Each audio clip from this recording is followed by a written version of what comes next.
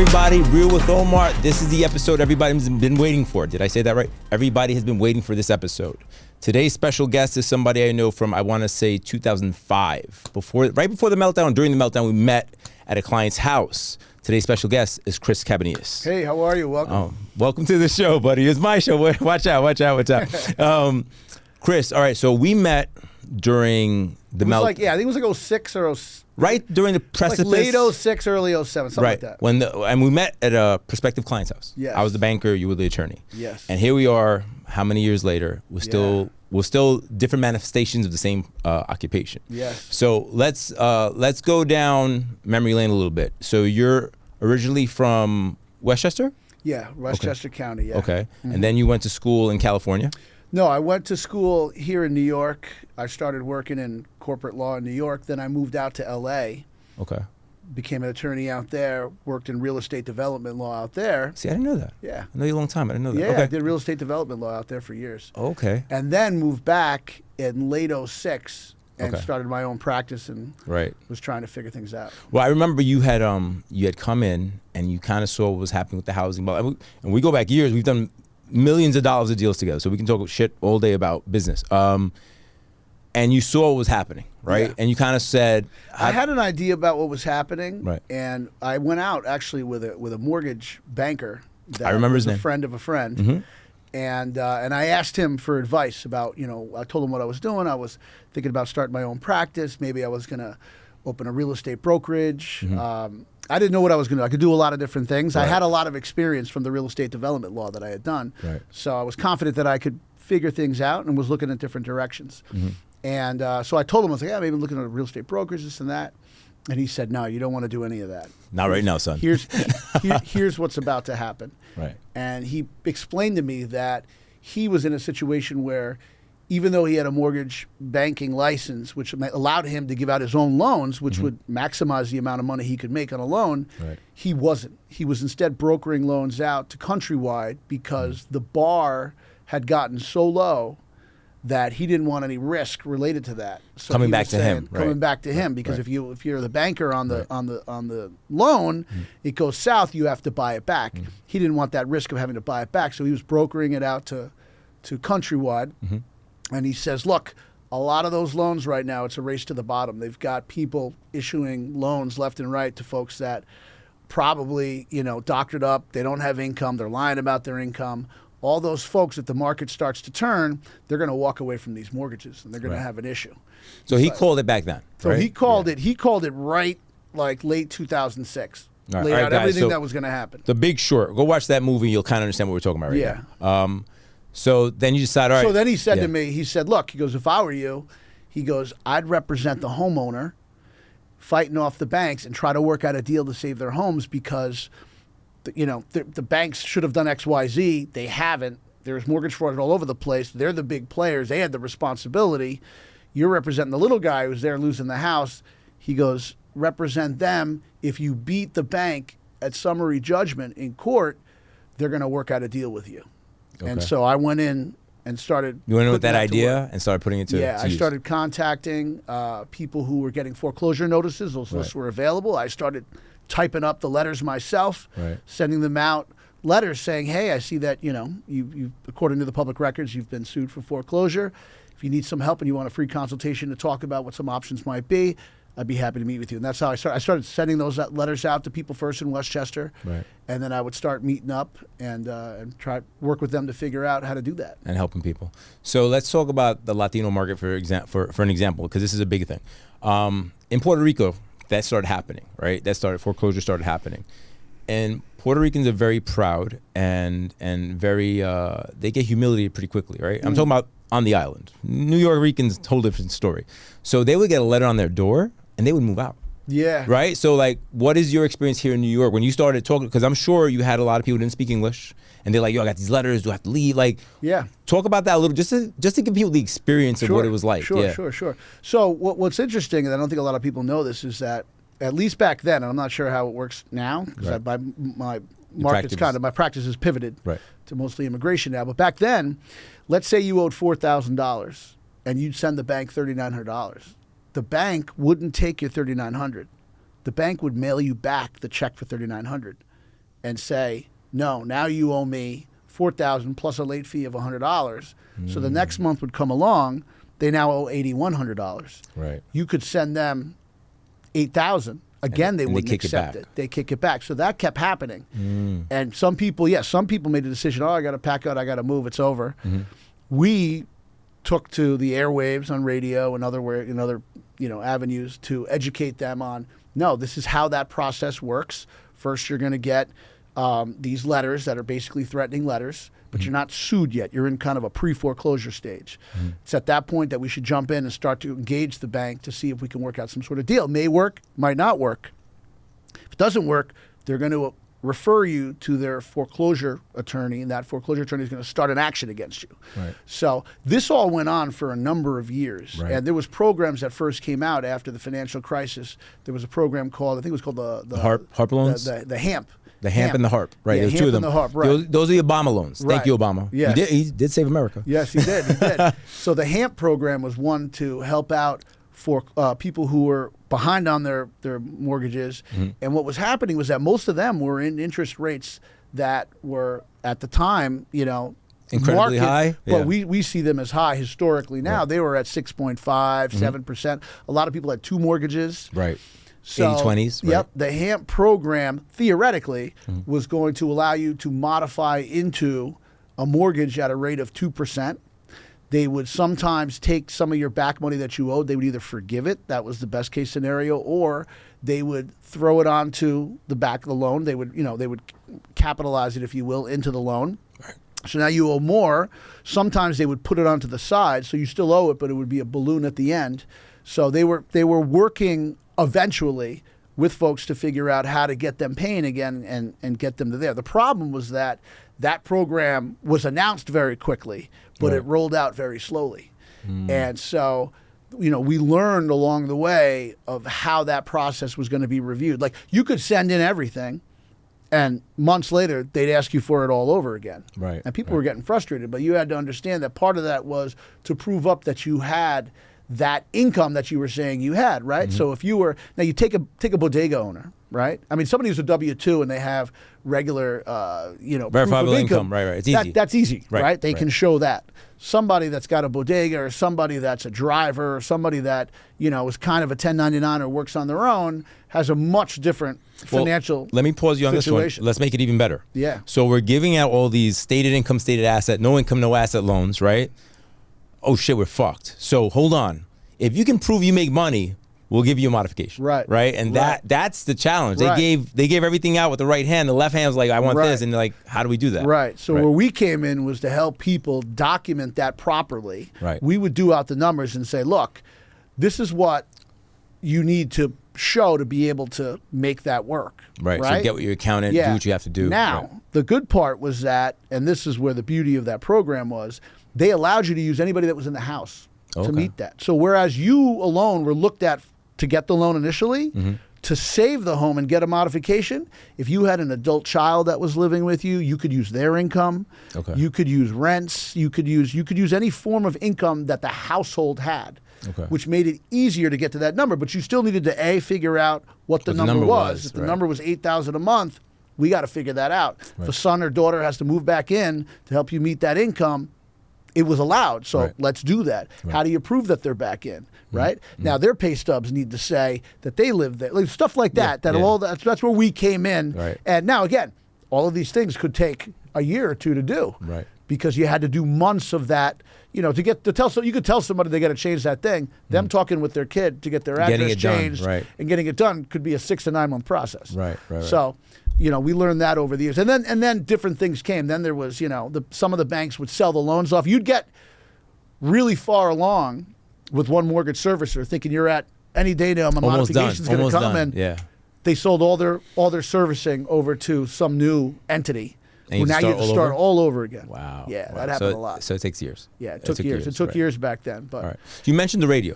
So tell me what was the idea behind the radio? Getting to the most people possible, or what was your thought process with that? Yeah. So the thought process with that was that we saw that there was a market that needed our services, and predominantly, in the Hispanic market, there was not much talk of this. Right. And so we had a window and an opportunity to put out advertising, and we'd put out information on the radio. We started with just doing commercials. We'd have commercials air. We'd all be by the phones, ready for the phone to ring. Grab the phone, invite them in for a free consultation, figure out, after looking at their mortgage documents, whether we could help them out or not. Right. What eventually happened was that because of the financial crisis that took place, the radio stations had a lot less money coming in for advertising. Okay. So they reached out to guys like me and said, hey, we're selling blocks of time, half an hour, you know. It was expensive, but you could have your own show and really be able to give out your messages, even taking calls, help people through it. So I recall when we made that decision to give that a shot, we took an hour. It was very expensive. My office manager at the time was like, you're an idiot. It's so expensive. He didn't see the value in it. Yeah, it was my cousin. She didn't see it, so she was real hard on it. Right. But we did the first show, and you couldn't call into the office for that entire day without getting a busy signal. Wow. The phone was literally off the hook. That's how many people needed the help, and we were able to start helping a lot of people. Then that's how the show started. And that's awesome. From there, you know, it became. I mean, for years we had talked about mortgages, and then we would. Well, because that was the flavor of the month. That was the flavor of the hot topic of years. A lot of people who needed that help, and those were complicated things to work through and talk about. So in my experience as on the other side as the lender, especially Latinos, they weren't educated on the product. They were just kind of, I want to say, corralled into the program because people, especially people who don't speak the language, if they're working with somebody they feel they can trust, they're not going to ask questions, right? So they're just going to go in there. So imagine you getting on the radio, say, hey, I'll explain what that means. Right? So all of a sudden, and it's a free consultation, right? So the masses are coming. That's exactly what I think happened. Yeah, that's what happened. Yeah. And then, you get success with one, then you're getting success with others, and et cetera, and it went on like that for years. Yeah, continue to this day. Yeah, we pivoted. Well, you're still on the radio. Well, now tell me about what you're doing now. So you have the radio. You have, I think, live shows. So we do live shows on the radio on the weekend still, and then during the week as well, we're guests on other live shows. So. El Palo from Coco, for example, is a Univision show, 96.3. El Palo from Coco, the tree, 3 to 7, the coconut tree. I think that's what it means. 3 to 7. Right? Yeah, I think it means like the palo means like the stick, I think it means like the conversation or something like that. Anyway, Coco is the host.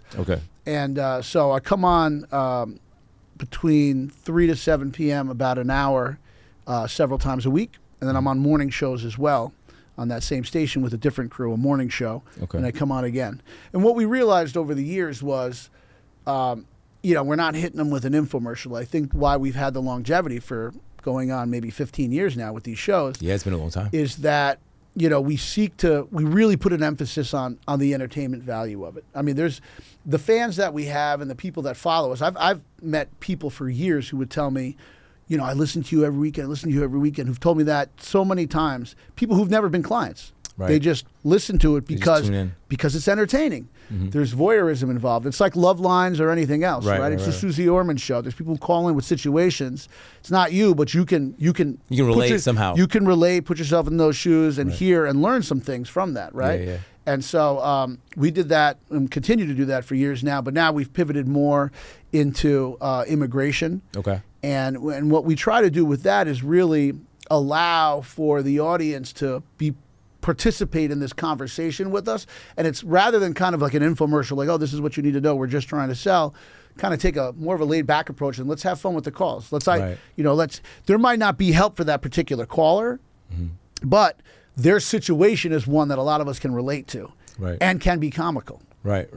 So, I mean, we'll have situations where somebody's calling in. I'll give you an example of a great call, the type of call that we love to hear right now.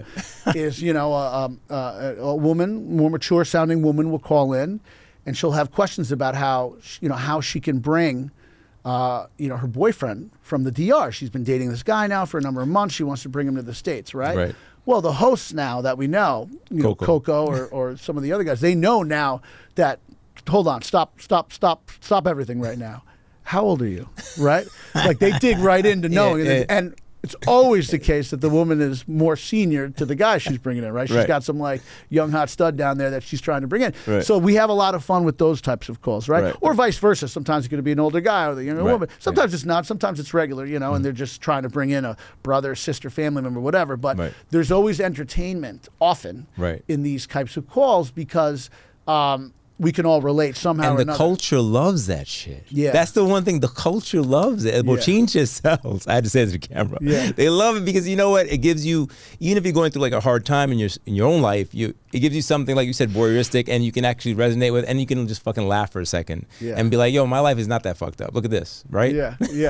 That's what it becomes. Well, people learn too. There's a lot of, I'm surprised by having been on so many years. There's things that like apply to a lot of people that for years people still are misinformed.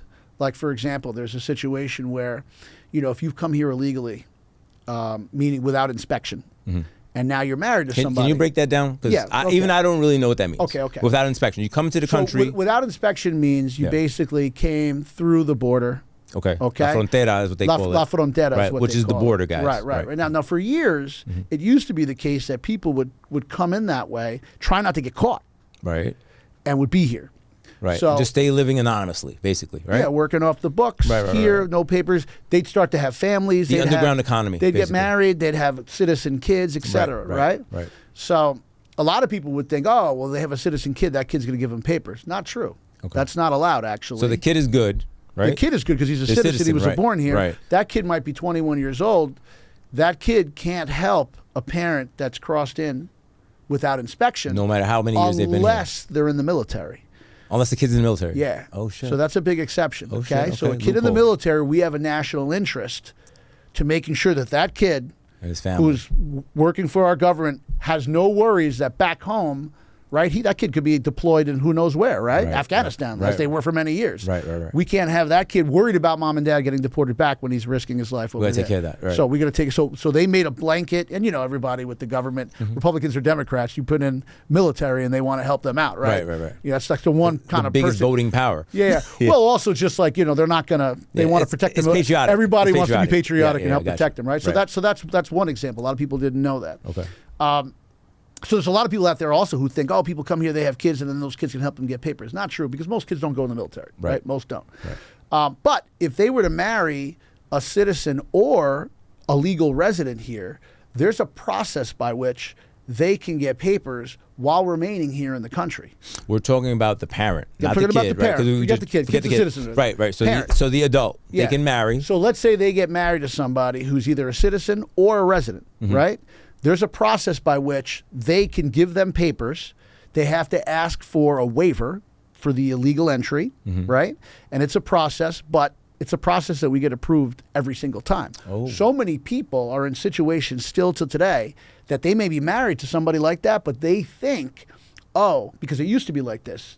10 years ago, it used to be the fact that in that situation, you would have to go back to your country, wait 10 years, and then you could come back in. That was the process before. That was it before. But now they have this waiver process where the resident or citizen spouse can help you stay here, ask for forgiveness, and get your papers while you're here. A lot of people still don't know that, but that's something that exists now. And these are people that are probably already working, right? Or contributing citizens. They're here. They've never left the country because they know that they can't leave. And they can't come back, right? Right. If they leave, they can't come back. Right? So that's a big one that we help a lot of people with. Okay.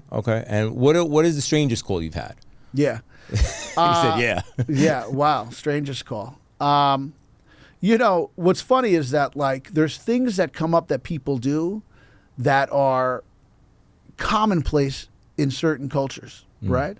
Like Dominicans. I love Dominicans to death.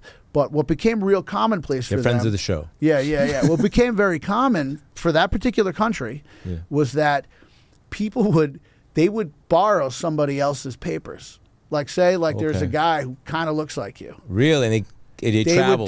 They would take their passport or their visa or what have you, and they would come into the country. It's called a machete.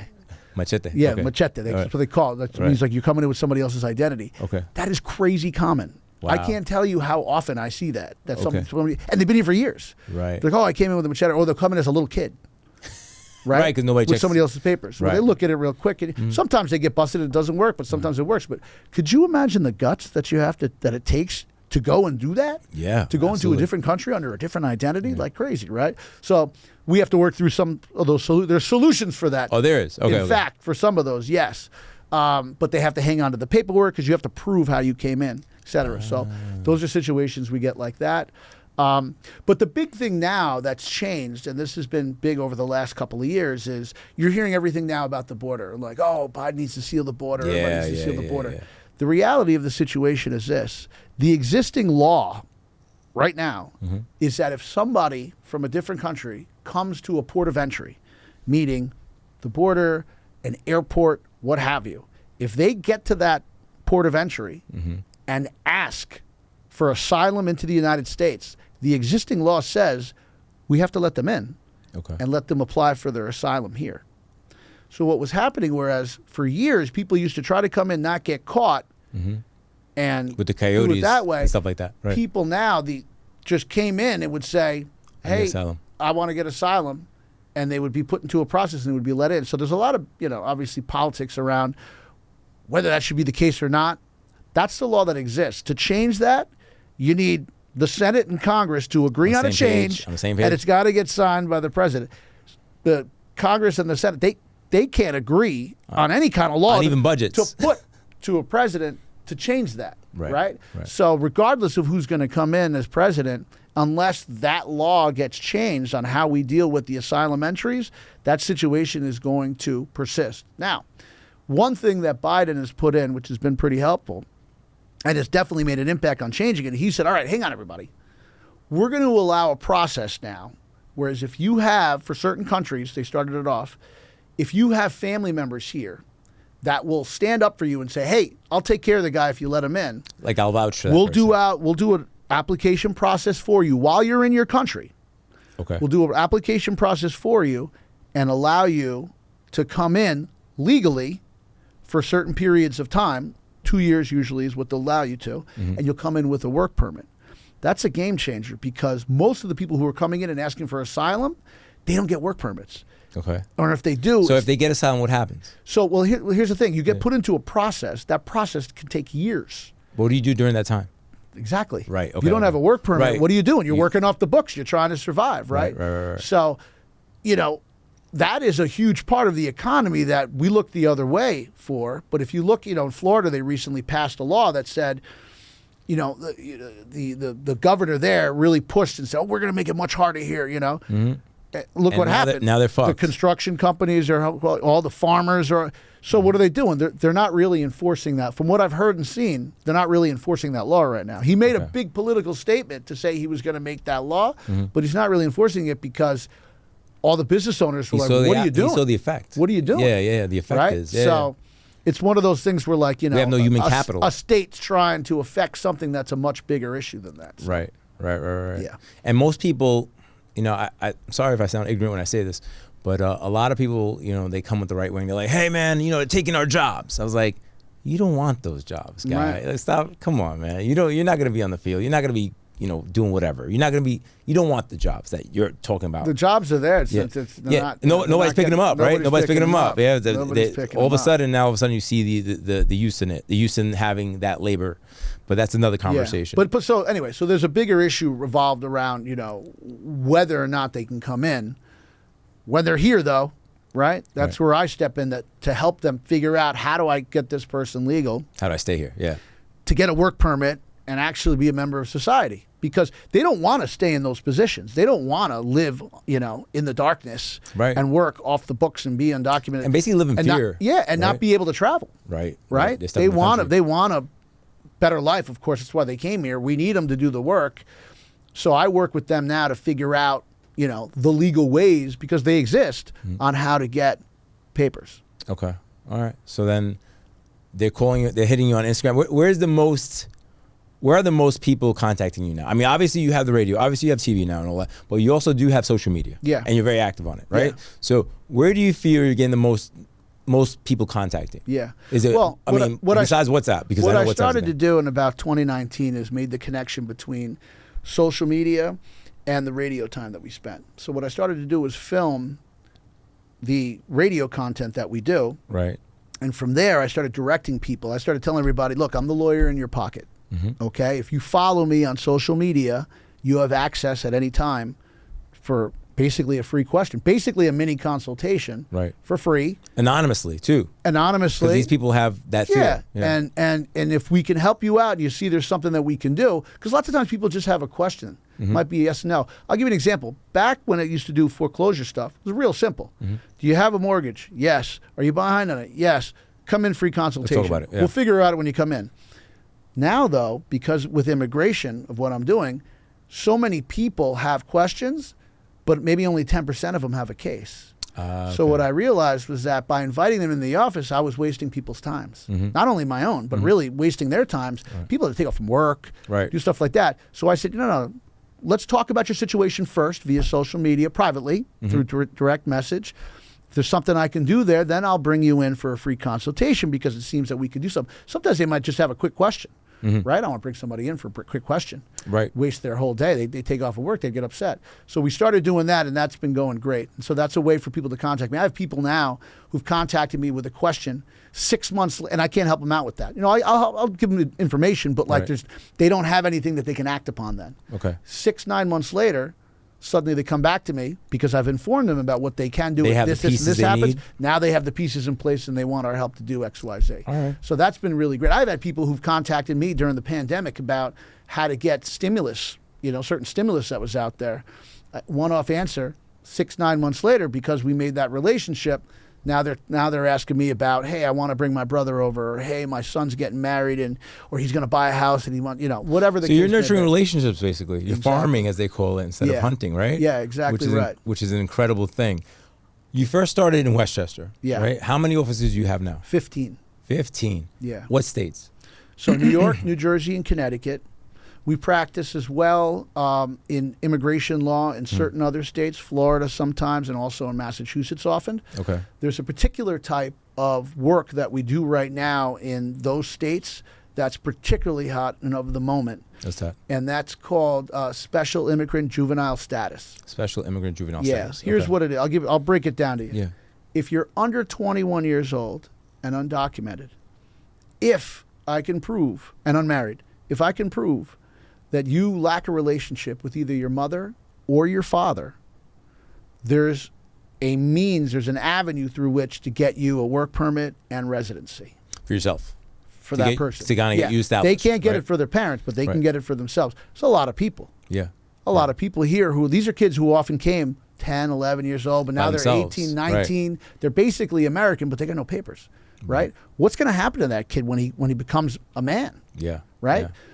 We're figuring out now how to help them get legal so they can go to college, they can get a job, they can go into a trade, they can, right? They become now a member of society rather than just another number of an undocumented person that's here. Right. And that's going like gangbusters. We're all of those cases that we're having right now are getting approved, right? We sift through, we can determine really quickly whether we have a shot at winning that type of case, and we're helping hundreds of people a month obtain. What's the common denominator you see for somebody who came to the country by themselves? Like, who they live with, a grandpa or? Or they might live just with one parent. Okay. It's often the case that they're just with mom. Okay. Dad's either back, in another country and, has moved on. They Yeah. don't have a relationship anymore because they're not living together. They're not sending money or, they're on their own. Remember, even in America, half the households are single parent, right? Correct. Over 50% are single parent. So that's the same in every other country. Right. So half the kids that are here, more than likely, are only living with one of the parents and therefore qualify. But the issue is they got to do it before they turn 21. Before 21. Yeah. Okay. Yeah. If you're 21 and it hurts me because every day I get contacted by people 22-year-olds who are 21, 22, who turned a few months ago, and like literally 3-4 months ago I could have helped them and now I can't. Yeah. So we're really working to get the messaging out on that. They're aged helping out. A lot of people who can still get it, still get it. You've been doing radio and TV and stuff like that. You've been in business for about 15 years? Well, I've been on the radio for 15, but almost, let's say, I've been practicing law 20 years, but 20 years. Let's say on my own. You've been practicing law for 20 years. So I would say in New York especially, you're the guy for the Latino market, right? So here's the question, because I deal with a lot of clients, Latino, all types, but there's something special about Latinos where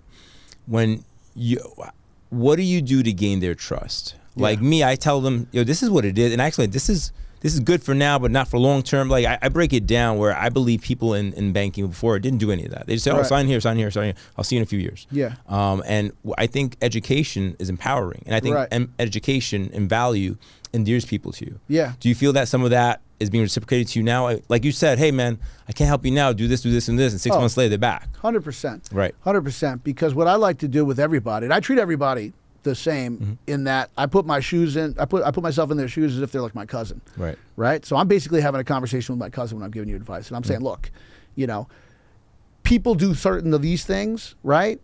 Usually doesn't work. These are the risks involved in doing that. Don't really recommend it. Sometimes I'll even say, look, I don't even want to do that, but this is what certain people do.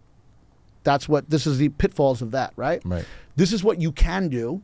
You should really figure it out so you can fit into this box, because this box works, right? Don't try and create. I always use this analogy a lot, right? It's like if you have a cooler full of Budweiser and it's ice cold and it's delicious, why are you trying to brew an IPA? Yeah. Why are you trying to do that? What's the point? What's the point? Like, you know what I mean? Don't overcomplicate something. Know what the basics are. Know what's going to work. And now you're empowered to help yourself and other people, by the way, with that information, rather than get yourself in trouble trying to do something that's esoteric. Mm-hmm. Well, some people feel, not some people, I'd say, like, I think in general, when people are desperate, they'll listen to anybody, right? That becomes the thing. And unfortunately, you tell them something they might not want to hear, they'll tune you out, and they'll go to the guy. And I know this is happening, so let me finish. And they'll go to the guy who say, yeah, we could do it, and then it doesn't work, and then they come back. Yeah. So is it harder to fix a fuck up, or is it easier to just work from the beginning to, like on the right path? It's easier to work from the beginning, but look, I get it sometimes, and I'll tell people straight sometimes too, like you're not hearing what you want to hear, and I understand that. Right. But understand that I'm not going to take your money and have you hear what you want to hear, and then later on you'll be mad at me. Like, God willing, like I've done it this way forever. Yeah. I don't need the money. Right. I can deliver this way. Right. I want to do it. I want us to have this relationship for later, because when I help you do this, I know later on I'm going to help your daughter buy a house. I'm going to, your aunt's going to need a divorce. Whatever. I'm here to do all these things, right? I'll be the Trust in me that we're going to build this relationship, and I'm going to give you the advice that I think if you were my cousin, I'd be telling you the same thing. Right. So I try to treat every client like that. Right. And what is the feedback usually? It's usually good. I think people get it. I think, people get it. You know what I mean? I think, look, the big thing over the last couple of years has been, because so many people came and asked for asylum, and oftentimes they're paying thousands of dollars to coyotes to get them to the point of basically just surrendering themselves and then having a legal process when they come here. I have to give them the bad news that, look, over 90% of you that come in are going to get denied eventually for the asylum claim in court. Most don't know that. So they're here in debt and realizing, oh my God, this is not so easy to prove and win an asylum case, right? Even though they let me in, now I got to go to court. The judge is most likely going to deny it. So I prepare them for what they can do. People who come in and ask for asylum, they might have that special immigrant juvenile service status available to them. They might be able to get married and get papers through that way. You know what I mean? Mm-hmm. So I want to let them know these are your options. These are your options in the event that the asylum doesn't work. And to be honest, most of the time, I don't take the asylum case. Really? Yeah. They have a court date. There could be money there, whatever.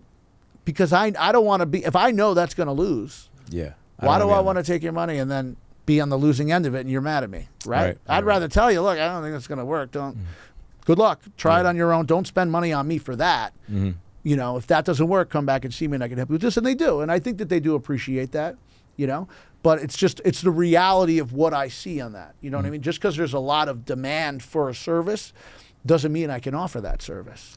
Right? If I don't think it's going to win and I don't feel good about it, then I'd rather, sit back and not be involved in that. Well, I think you're talking from a position of, I don't want to use the term abundance. I'll say you have a perspective. You've done this enough times. You've done the reps, right? So you know what works and what won't work.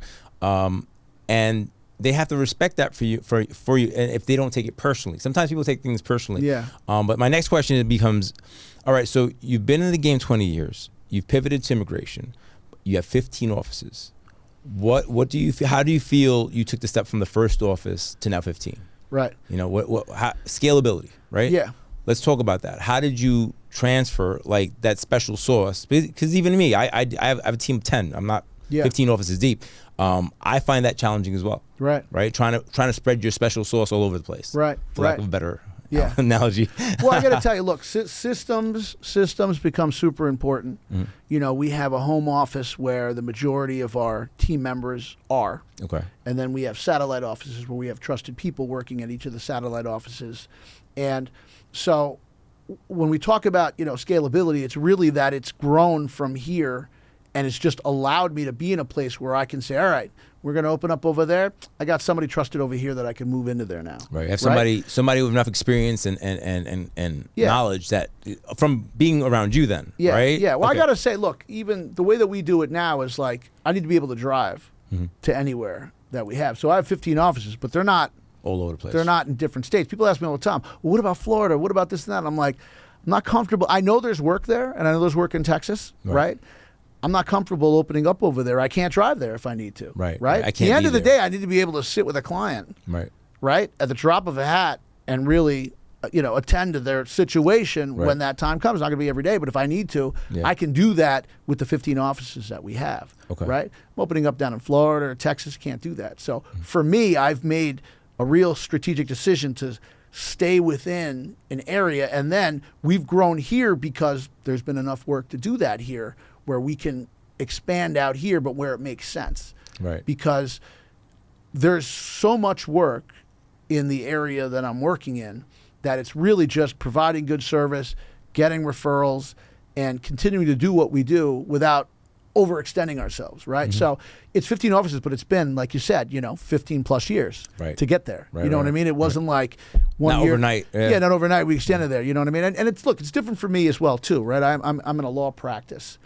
It's not like I'm opening beauty salons where I'm gonna roll up 15 beauty salons and sell them to some private equity group. Right. Doesn't work that way, right? In law, I can't do that, right? So I need to be able to have that intimacy of the practice, which still exists, even though it's 15 offices. There's an intimacy there where we're constantly connected with all of our offices daily, and driving to them and seeing them. And so it's all sort of just an extension of the same core group.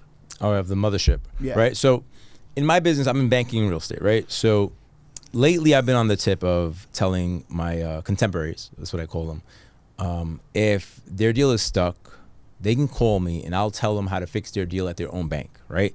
That's thrown people off their fucking wheel for some reason.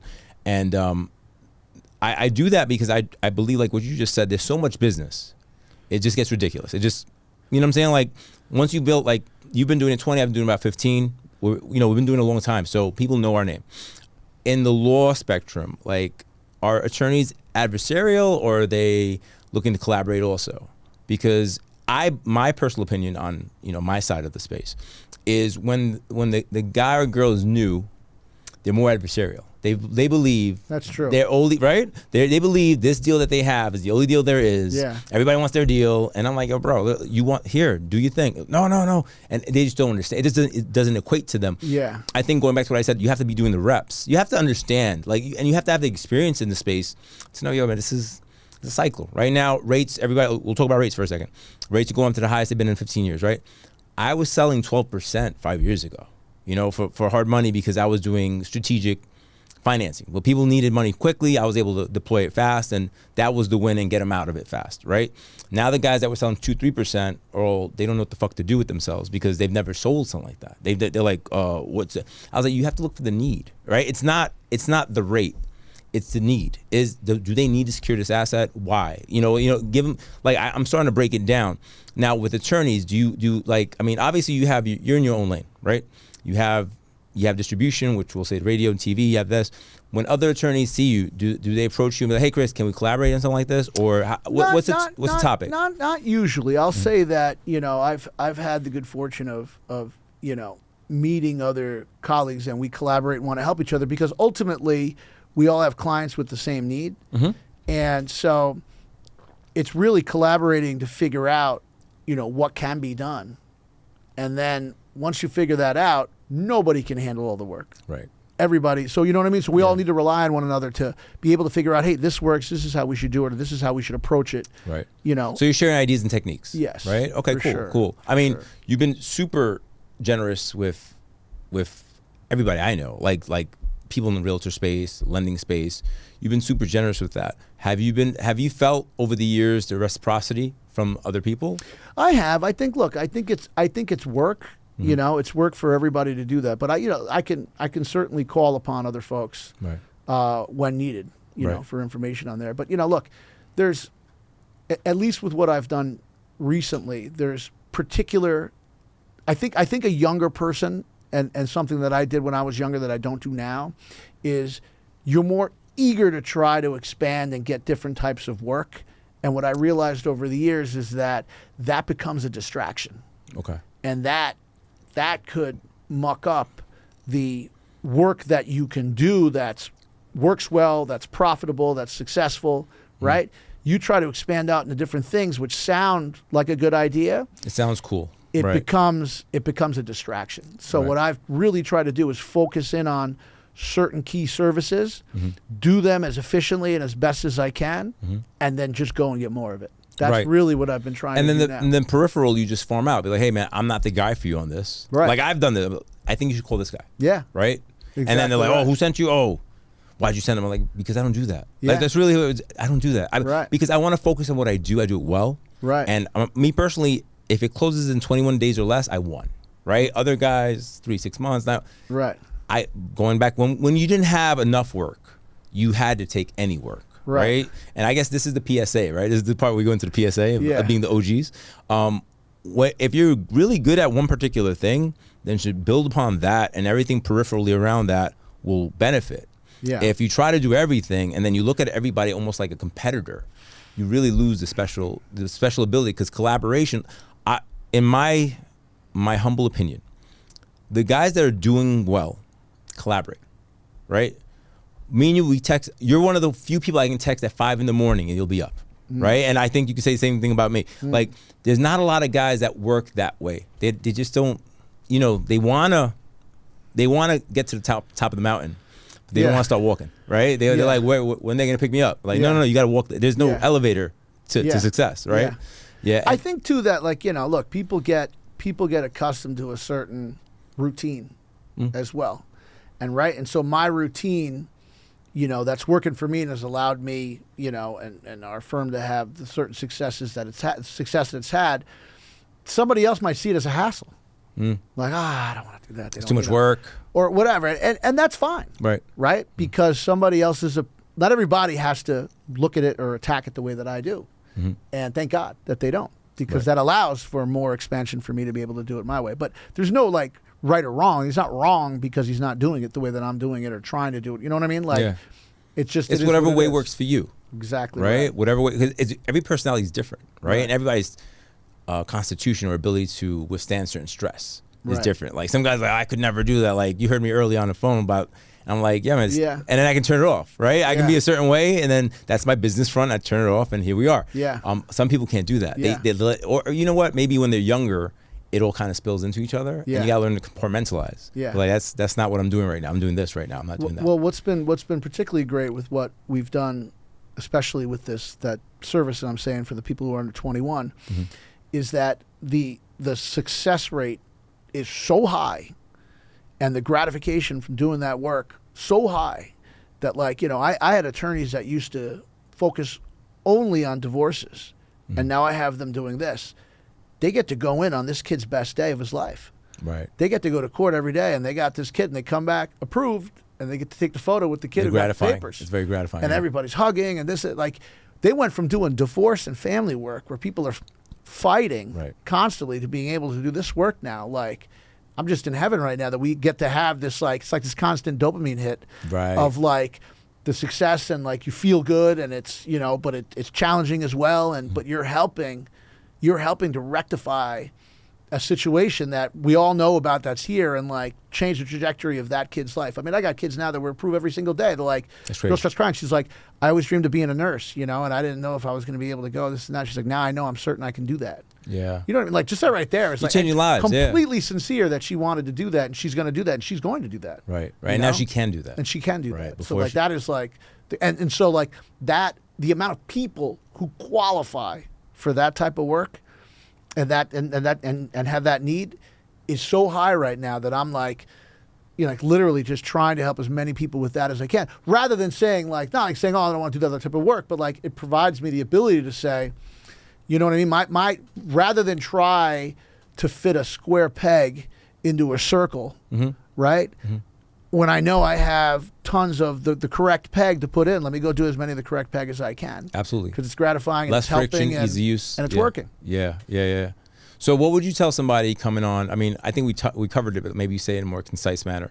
Rather, so you're a young professional because everybody wants to be at the top, and I talk about this all the time, and I'm glad I'm having you on the show today because you know, I'm using the context of our relationship over the years as an illustrator to understand, for people to understand it doesn't happen overnight, right? So what do you tell the beginning guy? Like I just said, my method in the beginning was, you got to try everything, right? Because you don't know what you like or what you're good at. You figure out, you start doing some transactions easier than others. Right. You start getting better, more proficient, and all of a sudden it's easier. Right. And you specialize, right? Almost. Right. What do you tell an attorney that's coming out, just got his license and he's looking to do something? Yeah. Well, because everybody wants to have a firm. Well, yeah. Well, with that, I would say is, you know, you really got to figure out what kind of work you want to do. What do you get joy out of doing? And then figure out, all right, can I make a business out of that? And if so, how to do that efficiently and well. Like when I came out of law school, I graduated Columbia Law School.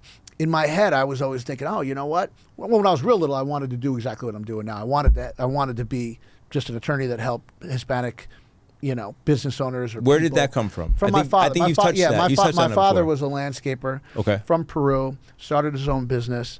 When I was like in third grade, he brought me to his lawyer's office. His lawyer did his taxes for him, and he did it for all the other business owners that were there. And I remember this room full of people, and I'm like 8 or 9 years old, and my father's in there. They're all waiting to see this lawyer. And my father is talking with all the other business owners, and my father says, you know, you can be this guy when you're older someday. You could be the lawyer waiting. All these people will be waiting to see you, and you can help them out and this and that. When you can help guys like me. And so from that moment, I always wanted to do that. That made an impression. It made a big impression. I ended up going to Columbia Law School. Right around, I graduated in 2001, so this is when like the IPO boom was happening, tech stocks. Stuff I wasn't thinking about having my own law firm and help. You know, at that point, I had offers to go to some of the biggest law firms in the country, which is what I ended up doing. Right, and I got there thinking I wanted to do that type of work, and I remember getting the first assignments, and I'm like, this is what it is.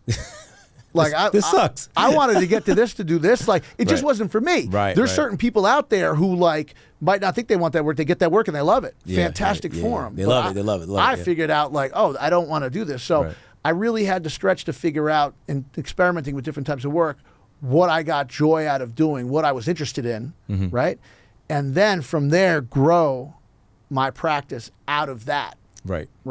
So, you know, sometimes you might have a vision of something that you want to do, but then realize that you want to do it. You know what I mean? You think you know what you want until you get there, and then you find out that's not what you want. And that's okay. Right? And by the way, it's okay to figure that out and say, all right, I got to pivot and do something else now. That's all right. Like, well, you'll never eliminate anything until you try it. Right? That becomes another thing. Like I tell my kids all the time, like, well, you want to try that? Try it. You see if you like it. Maybe this sucks. Oh, okay, well now you know what you don't want to do. Now you know what you don't want to do, which is important. Yeah, that's what I tell them. Like, it's process of elimination. I didn't know what I wanted to do. I had a liquor store and a nightclub. And here I am. So I tried everything. I tried the whole gamut. Right. And you know, sometimes, and I also tell them a lot. I tell them that their mistakes will be the best teachers they'll ever have. Right. And I was like, you're gonna have some mistakes, guy. I was like, I tell my son, my 19-year-old all the time. I said, the world is waiting for you. Yeah. I was like, I'm trying to help mitigate whatever I can. But you're going to walk out there by yourself, and it's going to hit you.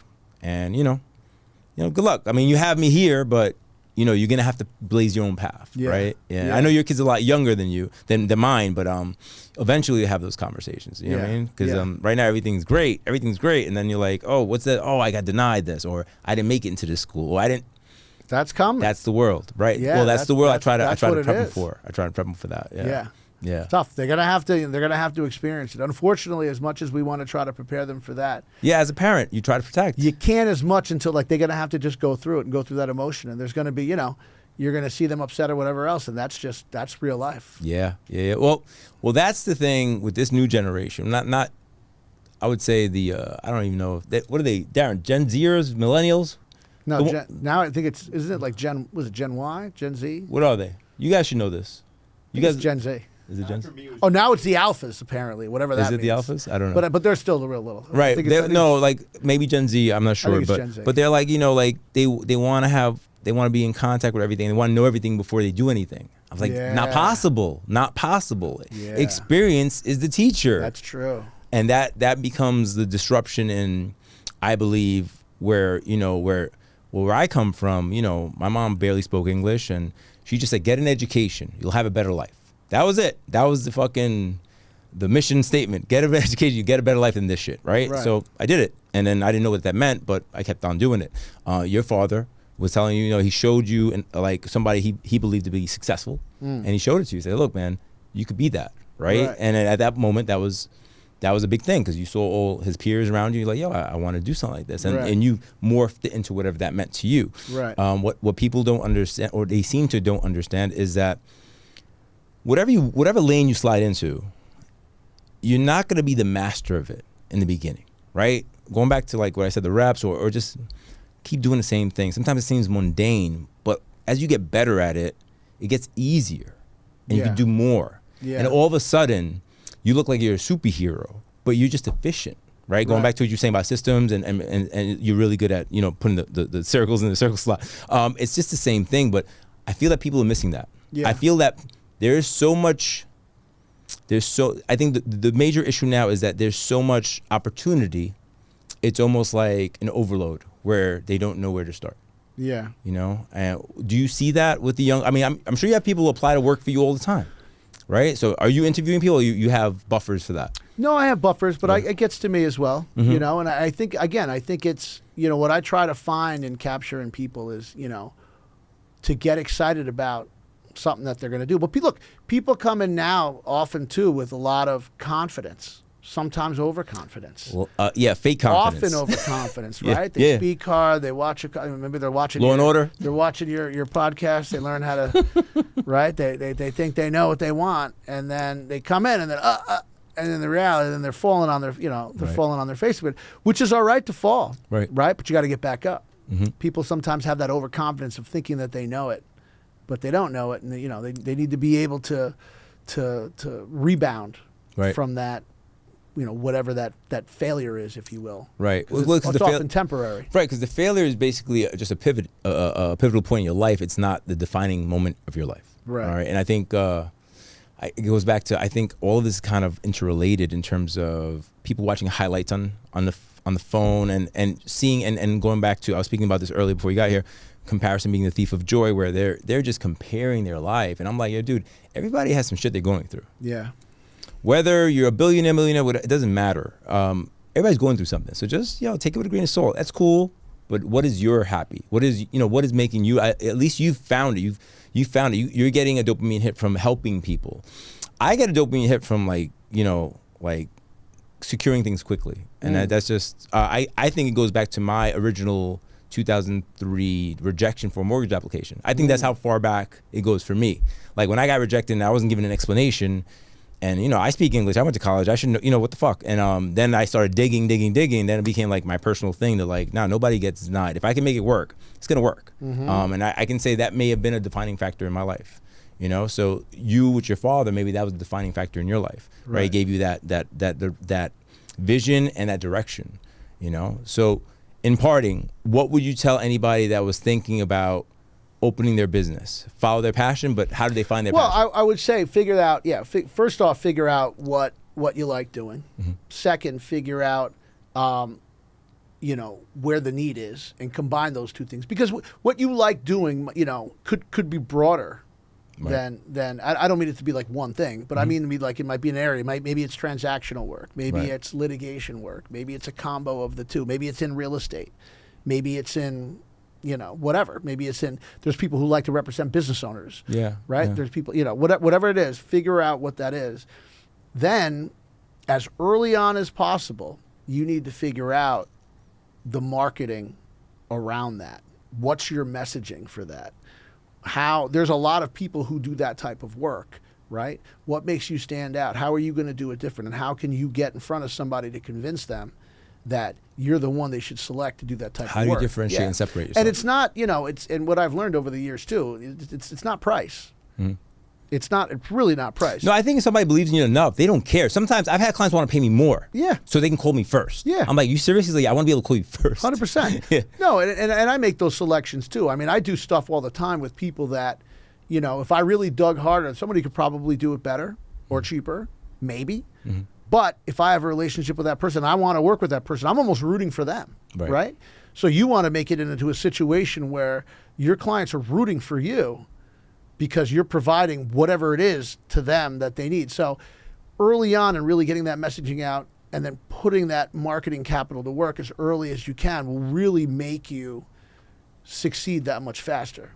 I mean, I'm still stunned by the lack of effort that people put in to marketing when they're business owners. Yeah. Like if you're a business owner, the objective is to get business. Right. You don't want to be a down low business owner. You want to be people that know you. Exactly right. So you have to do those things. And I'm always surprised. And I tell my crew all the time, I'm like, we're going to do X, Y, and Z. I was like, because they're not going to do it. I know other folks aren't going to do it because I don't want to speak down and say, oh, it's laziness. Is that No.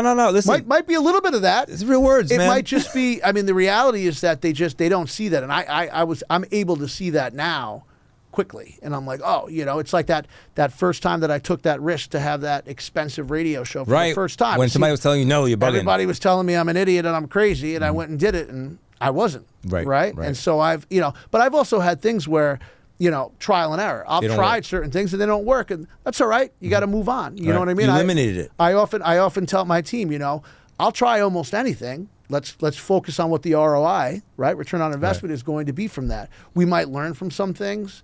You know, we might make a contact out of something that really didn't help that much, but through the contact that we made, we might have, you know, it'll lead you into something else. Exactly right. Absolutely. Or we'll have results that come from something that we got from there. So it might look like a dud, but I'm such an optimist in thinking of that. I'm like, nah, I don't see it as a dud. We made a relationship with XYZ. So now we have the ability to do it. Yeah, we're going to do something else there. Absolutely. I mean, I'm a glass half full guy for sure. I think that certainly helps as well. Yeah, in absolutely. doing these things. So. Just being an entrepreneur by itself, you have to be an optimist, right? Yeah. You have to be a little bit of an idealist, not delusional, but an optimist enough and know what the limits are. But I think going back to what you said, you're testing markets. That's one thing. The second thing is what I've seen when I'm speaking to people is that they'll be like, well, what worked for you? And I'll be like, well, this worked for me. This worked for me. This didn't work for me. Well, I just want to, don't tell me it didn't work for you. I just want to know what works. Yeah. I was like, but what works for me might not work for you. Right. I said because personalities are different. It's also just you got to take action. Like I tell people all the time, like I've had so many I remember conversations with people that I know that I've deemed intelligent, that have the ability to do it, but they just don't act. Okay. They'll have a couple of beers and back at the apartment, you know, they'll talk like, oh, I want to do this, want to do that. Kill it. But then they don't try. Right. And it's just, to me, that like I don't have that. Yeah. Right. You know what I mean? Like I'm going to try, and on the trial and error, and maybe it's just from the confidence of having, you know, attempted things and being successful or getting back up when they haven't been. But like, you've got to try. You've got to put these things into action. It doesn't mean drop everything necessarily. Right. Sometimes it might not be. Sometimes it might be a side hustle that you're trying it out on. Right. Doesn't mean I'm going to disrupt everything that I'm doing here to go try and do that. And then if it doesn't work, I've lost this opportunity here. Correct. Don't burn a bridge. Correct. But I'm saying, like, go and try that out on the side over here. And it comes to a point where that's working over there, then you can maybe pivot out of here, and now you're only doing that. You can shift, right. So many people don't take that first step. Right. Or even try. Like you said, in theory, it sounds cool, but application-wise, because you know what? I really want to watch Netflix tonight. I really don't want to do 2 hours. They just get scared, and they want to talk themselves out of it. Well, going back to what I was saying, so your habits form you, right? So like if you're gonna have to do a side hustle, you have to take that time from somewhere. If you can't take it away, and I'm just using this as an example, from your 9 to 5, then you have to take it away from your recreational time. Yeah. Some people don't, they're not willing to do that. They're like, no, I worked really hard. I was like, yo, you don't even know what working hard means. Yeah. You know, like, and that's a tough one. Like, and I'm spinning this conversation somewhere else, but maybe you can come with me on it, or maybe you'll be like, I'm going. I'm already thinking about things. Well, one thing I was going to say, an example is like, another advice I would give is you've really got to stay informed and educate yourself on the issues of whatever the subject matter is, but also on what are the questions people are asking with that. Right? That's almost more important than really kind of knowing what it is. What do people think is happening, and what do they need to know? What is the perception, right? Mm-hmm. And so I try to I'm constantly reading the Wall Street Journal, the New York Times, to know sort of, all right, these are maybe the politics around these issues, and this is what's happening. Like, right, I was telling you there, like the whole thing with like the border. Oh, the border's not secure. The law right now says that they can come in and ask for asylum, period. I don't care who the president is. Been not secure. So many people don't know that. Yeah. They think, oh, no, it's Biden's ever letting everybody in. No, he's not. The law is that. Everybody just started coming because everybody else figured out. They got hip to it. Everybody got hip to, wait, I can do that and come in because their law says I can do that? Yeah. And until our Congress changes that law, we're facing this same situation, period. Mm-hmm. So, you know, it's that. Mm-hmm. It's really, you know, educating yourself, knowing what the questions are, putting yourselves in the client's shoes or your prospective client's shoes, and then seeking to build that relationship and getting in front of them through the marketing that you have. Yeah, and sometimes I was going to add to that, whereas, being an entrepreneur sometimes is lonely. It's lonely because sometimes you have to be up at night. You're thinking about marketing strategies. You have to lead your team. Yeah. Right. So the ideas have to come from somewhere, right? Yeah. And you're not gonna have an idea guy. They come from you because it's your source. So you're thinking at night, or it's funny you say it's you know, some of my team would probably laugh at that because really? I'm on a WhatsApp app chat with people. I'm constantly throwing out whatever impulses come to my head or thoughts that come in. Right. I throw it out there to them. I get disappointed when I don't hear feedback like immediately because I'm kind of like, you know, it doesn't need to be a formal feedback. This was good. But what'd you think of this? Or, oh yeah, maybe that or this and that. What, you know what I mean? Just because I think that's, you know, we can get ideas and inspiration from things throughout the day that we'll either see that might be in something completely different that we can apply in ours. And like, I think it's super important to share that with your team and make them all part of that creative thinking, that creative process. And they can understand the direction. And they'll also, sometimes they might have something inside that they can contribute to that. It's almost like putting a little bit of gasoline on top of that spark that you created. Right? Yeah. And then it just comes on. And again, I mean, what I try to do in doing that when I'm doing that is to make it fun. I also find it, you know, entertaining. I enjoy having those conversations or thinking about those things and sharing those ideas. And to me, that's just, it sparks other ideas, and it's just a fun way to operate business. A business, right? Because a business, there's no one way to operate it, right? And then, like you said, people are going to resonate with you or with me in certain types of things, and people might not resonate with us on other types of things, and that's okay. I tell people that all the time. Look, if you don't like the way I do it or say it, that's fine. We don't have to work together. You know, if you do, that's great. I'll be your guy. But either way, you got to be yourself. You got to be authentic, because what happens is, if they peel away the layers, because having a conversation with you, when you sit with somebody and you see people on, like, you've met actors and actresses. I've met different people, and they're like, some people are really cool, some people kind of assholes. And when you sit with them, you get the real, and this is a one-to-one business. Like, you know, eventually they're going to sit with you, right? So they have to, the person that you're projecting to be has to be the person you really are. If not, it's almost like you're creating a system to fail. Right? So people don't understand that either. They think, oh, I'm going to put this premise out. And I'm like, well, do you really believe that? Oh, absolutely not. I was like, people will be able to tell that just by your actions, because your thoughts become your actions. Your actions become your direction, right? So like, people they think they can say one thing. It's like somebody says, yo, I want to work out. I was like, all right, man, well, you got to work out. Like, I would say, you know, caloric deficit, you know, break it easy, make it easy. Eat less than you burn, or eat less than you burn, nah, that's too hard. 3 days later, I was like, then you don't want it. It's okay. It's okay. Yeah. You don't want it. It's all right, but don't get mad. Don't be on some, why'd you put that workout video up? You talking about me? I was like, no. Don't be upset with the the results you don't get for the work you didn't put in. Yeah, right? But you listen, man, the voyeurism is real out here. And I wanted to have you up here because I wanted people to understand that nobody's an overnight success, right? Like, there's 20 years in the making. you started one place, you pivoted here, you're there. You use things that helped you, and like success is not straight. It's going all over the place. And same for me. Like I don't know what next year is going to be. I don't know where I'm going to be. Maybe I phase out of this business, going to another. Who knows? But you just keep looking and find inspiration when you can. But like you said, masterminding with your team is key, because you have an idea, somebody can flesh it out for you more. Why? Because you're busy working, right? You actually have to see clients sometimes. You have to run a business. Well, no, look, it's all work.